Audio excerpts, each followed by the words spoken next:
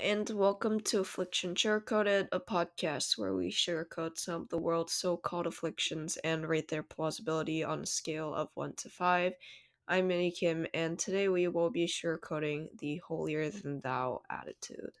Just a caveat before we start, I have, audibly a cold, actually, the flu, and it's horrible, but I still gotta put a podcast out by the end of each month, so more than usual at least.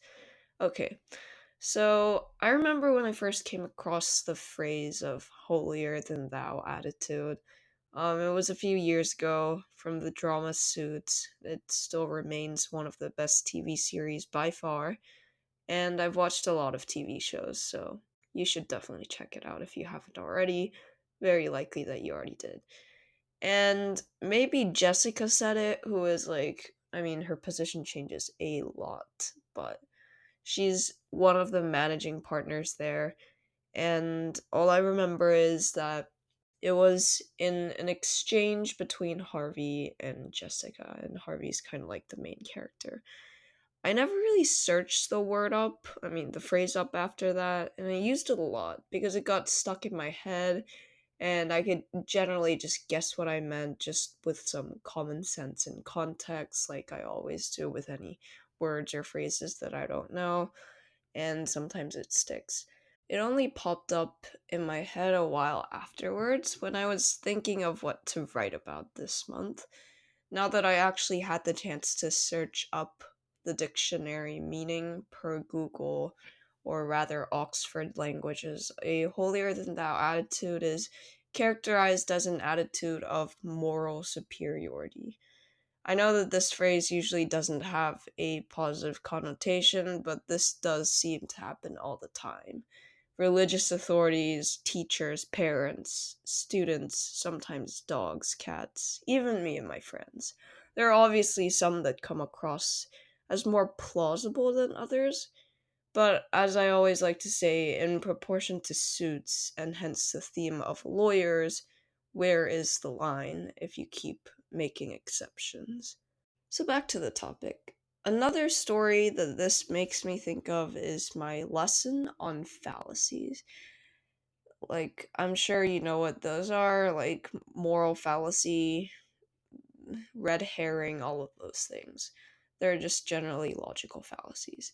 Now, I learned this a total of 2 times. Number one, in my debate class, in which it was very briefly covered without much nuance, and two, my Korean class, because as you can see very clearly from my Asian last name, I am Korean, in which we had multiple class periods to go over them and learn them in much greater depth.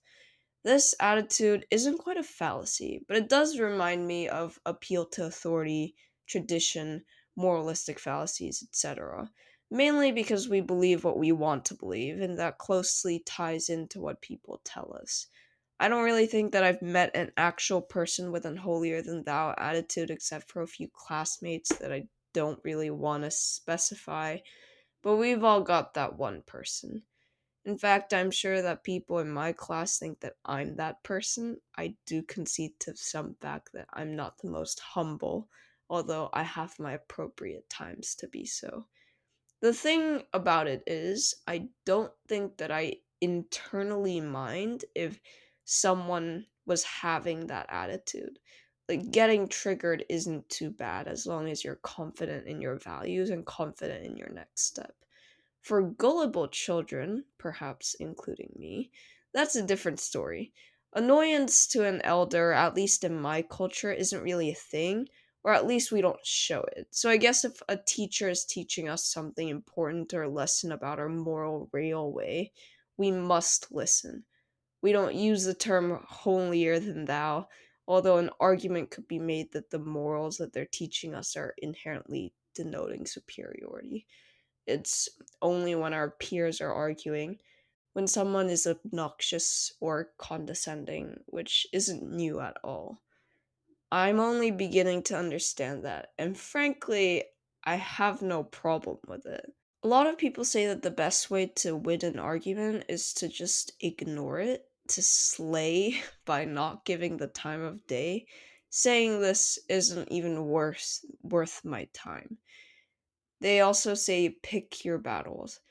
Now, this I've never quite grasped. If someone's telling me that their moral values are superior over their ideas, or their ideas are superior, and when to me it's subjectively not, I resort to arguing in the pursuit of consensus.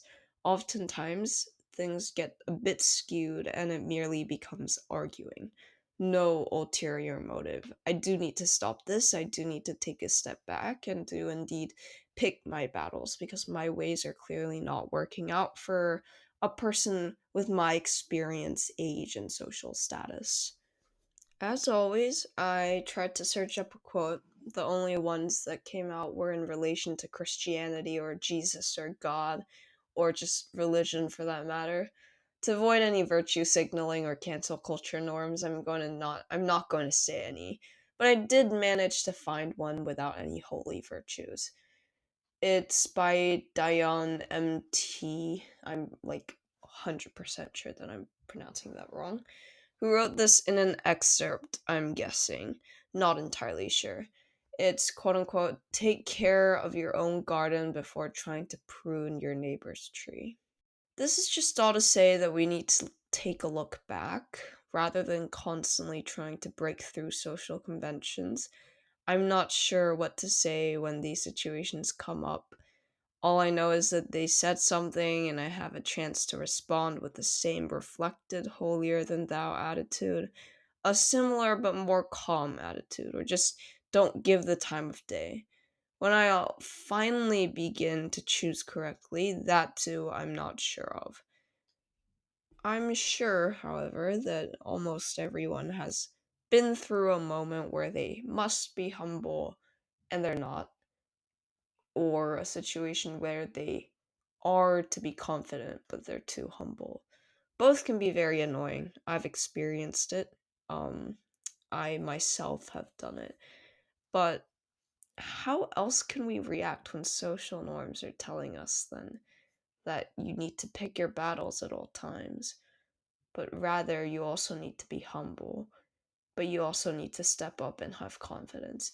It's just really confusing to me when or how we should take those stances, when or how we should admire those stances, when we should respect boundaries, when we shouldn't cross lines wherever those lines are in the spirit of talking about lawyers. It's all confusing. When I revisited this term after a long, long time of forgetting about it, holier than thou attitude. It's being holier than you. But I'm not trying to be holier than you. I'm just trying to reach a consensus. I just want to have a spirited discussion on what is actually the right moral value, for example. What is the right thing? It could be something as petty as I don't like vanilla ice cream. Not saying that I do. Like I like chocolate more than vanilla. Someone else could say no. I like vanilla more than chocolate. And I think that the main thing here is my Korean teacher taught me this, and I think this is a very useful thing. Generally, there are very many types of debates, and in like actual debating, you're generally not allowed to choose a side, at least in like high school, those kind of debates, AP, BP, world schools, all of that. You're not allowed to choose a stance. Like sometimes motions are a bit biased, but you randomly have a side chosen for you. So oftentimes you'll have to fight for things that do not align with your moral values, like I don't know, to take a controversial topic, the LGBTQ community, like all of those things. It just doesn't even have to be like school uniforms, to take a very, very basic example. And you'd have to fight for them like your life depends on it. Oftentimes it'll get a bit ugly. But in that Korean debate, we were allowed to choose a side. I don't want to get into trouble with the internet, so I won't specify what the motion was, but I was opposition. And the important thing that she taught me, or at least whatever book she got that from taught me, was that oftentimes in value debates, you will end the debate just knowing that there are people thinking differently from you. There are just you're not going to actually learn anything from that. You're not going to change your values.